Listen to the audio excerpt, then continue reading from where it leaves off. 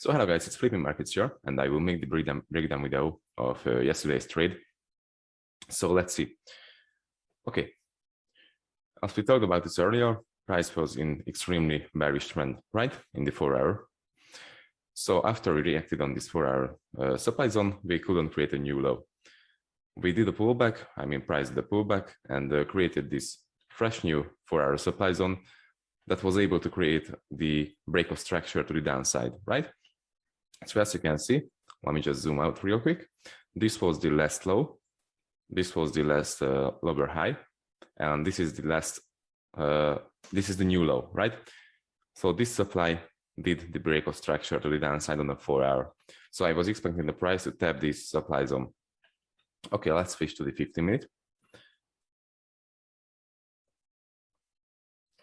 Okay, what can you see here? This was the demand tap that reversed the price, and this demand zone right here did the change of character here, here, here, right? So if you map out the price action and the zones, you could see that all of the zones, all of the demand zones above this zone are mitigated, right? So as you can see, price were creating a series of higher highs and higher lows straight up to the 4-hour supply zone. But first, let's see the demand zones. As you can see, this demand zone, I will just zoom in real quick. Okay, so this demand zone did the change of character. So this was the last push. It has been mitigated by this down candle, right? After that, it did a break of structure. Then this move mitigated this candle again. After that, we did the break of structure, and this candle mitigated this. After that, this one did the break of structure here, and this is mitigated by this. After that, this did the break of structure.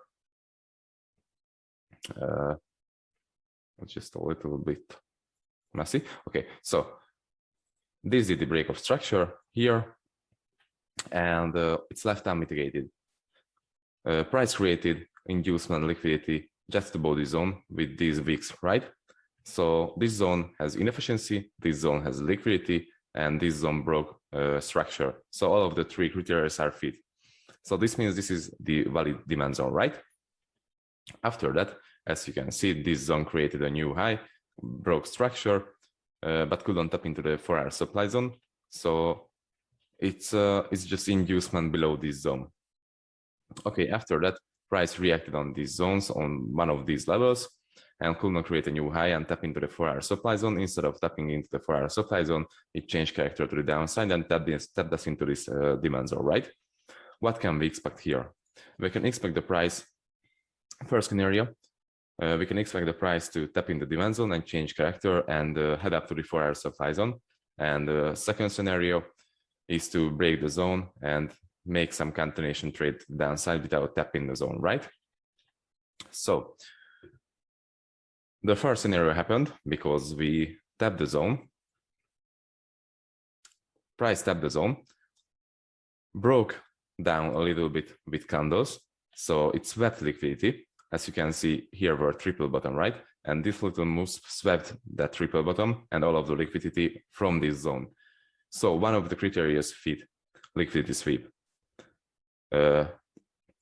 Second point is fit because we tapped into a higher time frame 5-minute demand zone, right? Or a 15-minute. Yeah, this is a 50-minute zone. After that, after the tap and the liquidity sweep, price did a change of character. As you can see, this was slow movements with liquidity. So again, we swept liquidity on the upside too. So liquidity sweep downside, liquidity sweep upside. Two criteria are fit: higher time frame demand tap, change of character, and yeah, it's textbook example because you can hop in a trade on the demand zone, right? But let's see the demand zones because I marked out two. I marked out this one and marked out this one. The second one, this one was just an inducement above this demand zone, right? Because the real change of character happened here and here and here. This was the 5-minute change of character, and it's not as valuable as this one, right? Okay, and what else can you see? We have this double bottom just below the zone. So it means this is just liquidity above the zone, right? Yeah. And yeah, so the rest is history because change factor, hop in the trade, and boom, smash TP. I could have target the 4-hour supply zone right here, but I didn't want to do that because this trade was 10 risk reward and I had no time because of my girl's birthday, you know, and I just booked 10% on this trade, so it's perfectly fine. And one more thing, as you can see,